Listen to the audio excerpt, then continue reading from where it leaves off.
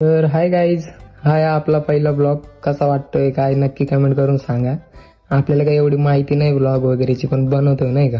आम्हाला जायचं होतं त्र्यंबकेश्वरला. तर मग मम्मीकडे गेलो आणि मम्मीला बोललो की मम्मी 500 रुपये दे. तर मग मम्मी थोडा वेळ थांबली आणि 500 रुपये दिले. आणि मग आता बोलला आता थोडं पण थांबून काही फायदा नाही, पैसे वगैरे भेटले, आता डायरेक्ट जाऊ आपण त्र्यंबकेश्वरला.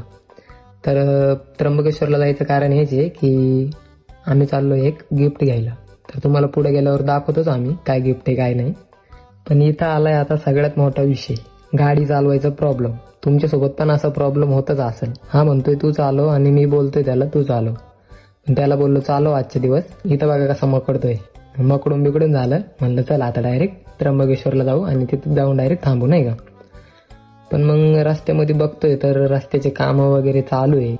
त्याच्यामुळं गॉगल लावला एवढा मोठा, डोळ्यापेक्षा मोठा गॉगल लावलाय, धूळ जाऊ नये म्हणून.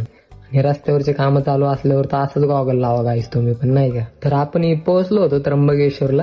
त्र्यंबकेश्वरला आलोच तर तेवढ्यात आपली पारू म्हणते की चल आपण एकदा आहे का नाही बस स्टँडवरून चक्कर मारून येऊ आणि मग फोटो फ्रेम घ्यायला जाऊ. बस स्टँडवरून चक्कर बिक्कर मारली. आता म्हणलं तर डायरेक्ट फोटो फ्रेम घेऊ आणि डायरेक्ट घरी सुटू नाही का. एवढ्या मेहनत करून फोटो फ्रेमच्या दुकानात तर आलोय, पण इथं येऊन बघतो तर काय दुकानच बंद आहे.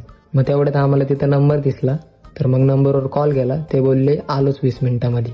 मग काय बसलो त्यांची वाट बघत थोड्या वेळ आणि मग तेवढ्यात ते आले. त्यांनी दुकान बिकान उघडलं आणि मग आम्हाला फोटो फ्रेम दिला. तर बघू शकता तुम्ही हा फोटो फ्रेम कसा आहे. त्यांना पहिले बोललो पॅक वगैरे करा आणि मग द्या नाही का. तर बघा फोटो फ्रेम पॅक वगैरे करून दिलाय त्यांनी. पारूला बोललो चल आता डायरेक्ट फोटो फ्रेम घेऊन घरी जाऊ. तर घरी जाता जाता रस्त्यात आम्हाला लागली होती तहान. बदामावाला दिसला नाही का, हे सॉरी गाईज, बदाम शेकवाला दिसला.